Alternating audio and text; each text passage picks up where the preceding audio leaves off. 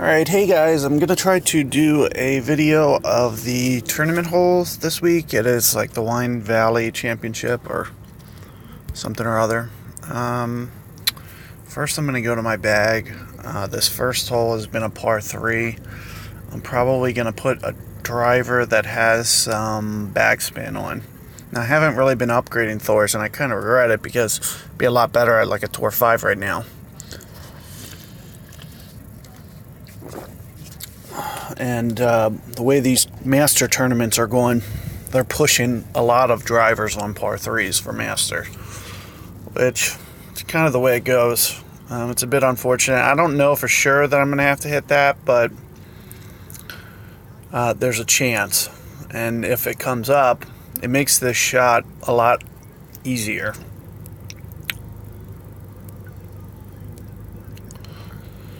Alright, so I'm going to enter on master.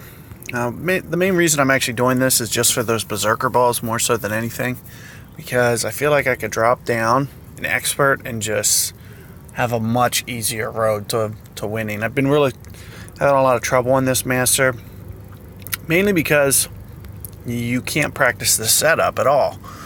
You get the extra tee box, and usually maybe the wind might be like an extra mile or two as well. So that combination together makes this kind of a challenging task. So I'm going to just walk through some shots, kind of show you how to do it. Possibility I'm going to make, an error here or two, but I haven't really been playing. I just went on vacation, so been gone for about a week.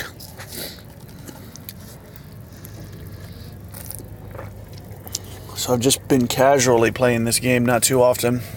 One of the things I've been noticing is I really slow down. Like as you see, I'm just searching for an opponent. Can't find anybody. Which is weird because I know I've played bots before. So it's like, I feel like they should just give me a bot and do it faster than this. But there we go. Got somebody now. And it's that very new par 3 first. As you can see, the wind is kind of right in the face, which is going to make you, it's basically forcing you to hit a driver no matter what. For that much wind, I mean, this is going to be my landing area that I'm going to try to hit. I'm sure I'm going to need to, at least be to the hole here with the way that I'm aiming. I'm going at least probably 7 bars there. I'm going to keep it a little bit on the shorter side if I can. Shank left, that's okay.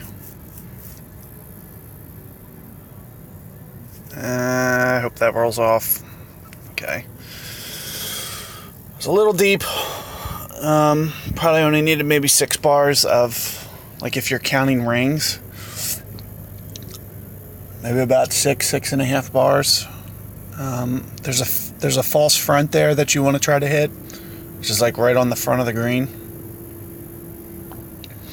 So you don't want to hit too far down that slope or it'll tend to roll backwards on this shot. I'm not sure what this guy's doing with his spin. I don't think you want to do. I mean, you can see what I did, and I was still left. He's trying to hit Guardian too. This is a really unusual shot. I feel like this is bunker.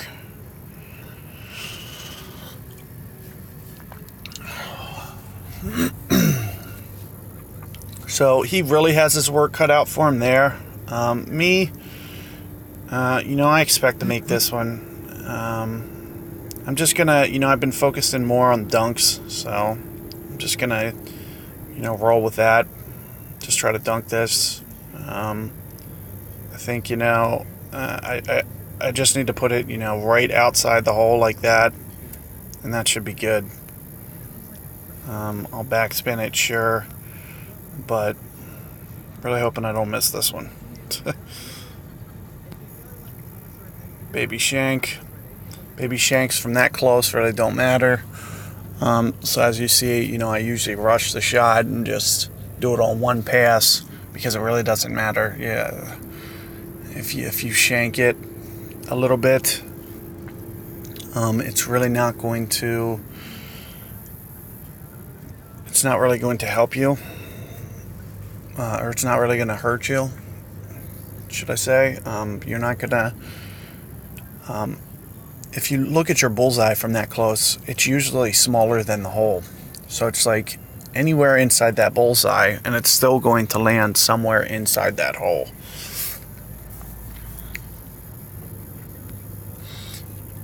More so than anything, in this qualifying round, that's kind of my goal, is just to play steady golf here. Don't make, a catastrophe here out of, one of these holes. But again, that can arise at any time on Master. It really sucks that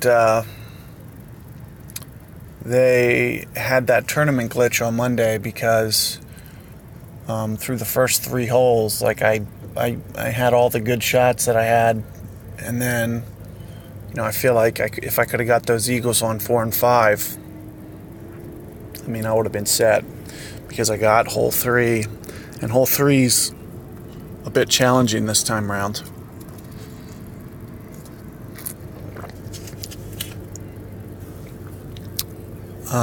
Mainly because there's so much wind, and you need, on Master tees, you need to have it downwind. Without it being downwind, you're not even going to be able to, you're going to have to hit that bounce shot otherwise. And I feel like that's more of like a strategic shot. It's better to just be able to beast it into that top fairway above that, on that 3rd hole, where you have that bunker and then a second fairway. It's best if you can land it on that second fairway, because if you can land it on that second fairway, the ball's just going to go forever. And you'll be able to, just backspin it. And you have a huge landing zone that way. Otherwise, you got to hit like a tough touch shot where you got to play the wind perfect. I think it's also downhill. There's a lot of things to factor in on that. It's going to make it real challenging if I ever have to play it that way. This hole's a bit interesting. I've really been struggling with this drive here.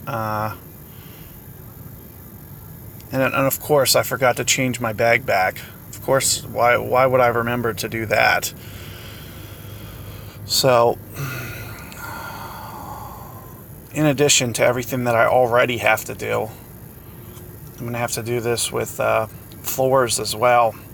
So one of the shots that I think I'm going to try to do, which I hope I don't screw up, is I'm going to try to hit it off the rough over here on the left. Perfect ball. Let's hope that Thors has enough to make it to that other fairway. Barely. That would have made myself, have an interesting second shot if that didn't make it. So with my Apocalypse 5, I would have easily made it. I think even with Mile, you'd easily make that, playing that shot. And if I didn't die it into that fairway, it rolls like about halfway through that fairway. Like if you can execute that shot correctly, it'll run out and be, halfway down that other fairway, like right at where it starts to turn and bend across the bunker. So as long as the wind is, appropriate, I think it's a pretty solid shot, because you really slow the ball down, which you don't have the luxury of doing. So one of the things, I don't mind where this guy is though, so it's like, is this really a problem? And I really don't think so. I'm surprised that he hit the rough there. That baby shank that he had right there cost him that fairway. But okay, let's see. So this isn't, the most pleasant shot in the world, being all the way back here, it looks like I can stop Cataclysm on the green, but it's like, should I even go for that shot? This is kind of a really narrow fairway here to be hitting.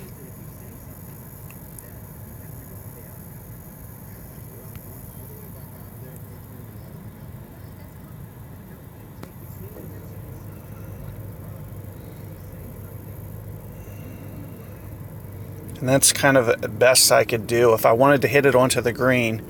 Because you see where my landing zone was. I played, if you were counting, it was close to 6 rings there. And I also pulled my shot arrow back kind of on the shorter side. I tend to do that on some of them because I feel like the ball tends to carry and push on those ones that seem to be more straight downwind.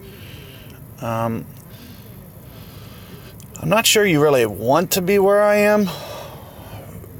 There might have been, a better approach that I could have took, maybe off that fairway with a full curl or something, and just run it up there.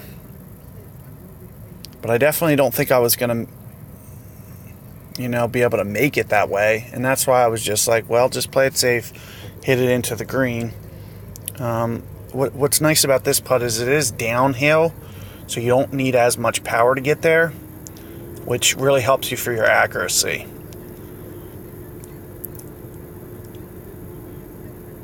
So let's say I was to, hit a great ball there. Since I'm only pulling the putter back so far, since it's just rolling downhill, you're not going to lose a ton of accuracy. Whereas if that was uphill and you were going more towards the back of the club there, it would really make for an interesting, you'd have to hit your full ball, and missing it would, put you at jeopardy of missing the putt. One of the things that I've thought about, which I haven't actually done yet, is using your ball trail. And let's say that, I could tell it was going to go in on the left edge of the cup, and I just put my ball trail on the left edge of the cup. Well, maybe just use that as your center. And then if you accidentally hit a great ball to the right, it'll probably go in every time. And of course, on perfect, it's going to go like in on the left edge of the cup. So that's kind of one of the reasons that, I've been thinking about doing that. But the only reason that I don't is because I feel like that's almost going to train you to, jump the gun a bit. Like it's almost going to force you to be like, oh, well, I got to make sure that, I don't release too late. So I'm going to release early every time. That's the only reason that I don't do that. But I would really recommend, if you're steady and you can actually practice that way, it'll probably give you, a higher putt made percentage, because you essentially have 2 spots where it's going in, no matter what the distance is. You'd have, like in that scenario, you'd have a perfect ball and you'd have a great ball just to the right, where it wouldn't dodge the hole. Like it wouldn't be outside the hole enough to miss.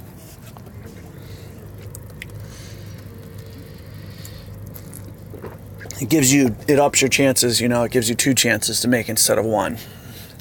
It's just something to think about. It's nothing that I've even, really messed around with. I'm going to break these into 3 whole segments. I'm already coming up on 15 minutes here.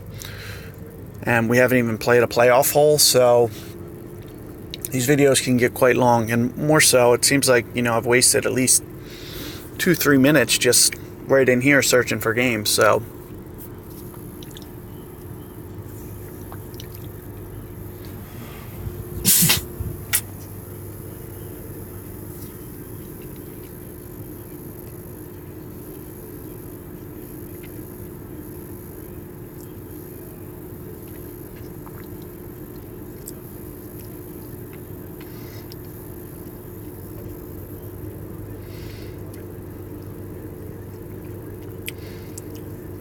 So this shot can be tricky.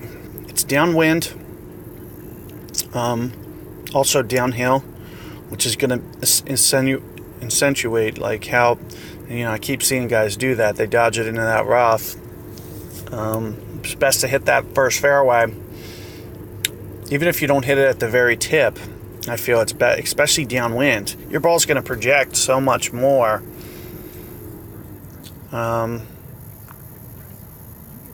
Just by making sure you actually hit that fairway. Okay, so one of the things I've been trying to do here is berserker. Okay, so I want to land it basically anywhere over here. I don't think I need to hit this full ball. You can see where my berserker ball trail is. I don't think I need to go quite full. I need to make sure that I account for enough wind here, which I'm assuming is somewhere over there. I like to curl it just a little bit extra. Let's try about here. And as you see, I put full backspin on this ball too. So I'm really trying to get it to stop. Ooh! Okay, it did stop, but I ran it out a little bit too far.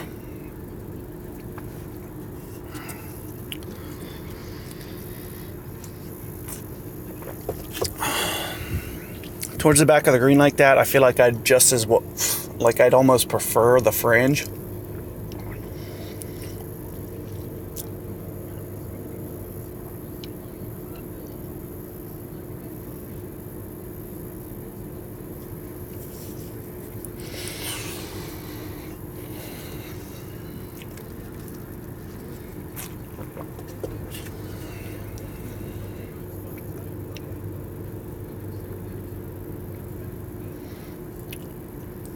So one of the things it seems like guys tend to do on that is like a backspin shot. That's just a really hard pitch angle. And that's one of the main reasons that I'm like, make sure you hit that fairway. I'd favor fairway as opposed to pitching from where that guy is. It's really hard there. It's really glitchy on that side of the hole. Like I really, really struggle with that side of the hole.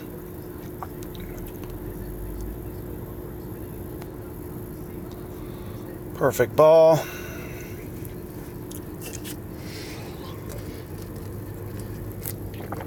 So if that hole comes up and you have, say, like a big topper or something of that nature, I would definitely, try to go with that, and or use Mile, of course, or definitely Apocalypse if you have the luxury to actually hit Apocalypse. And I just make sure you hit that fairway. Get it down closer to the hole. Even if you're to the left, the pitch is much easier. Regardless if you're trying to dunk or if you're trying to, just hit like it seems to roll more true right over there on the left. So if you can get it over there to the left of the hole, you make your life a lot easier. All right, so I'm not doing too well at getting gold chests right now. I usually like to stock up at least one or two, so I'm just gonna waste through some coins. But anyway, I'm gonna just restart a new video and keep going here. So just give me a minute. I'll see you guys if you guys want to check out my later video. It's gonna be hole 4 through 6, and I'm gonna break it up into 7 and 9. So see you in a bit.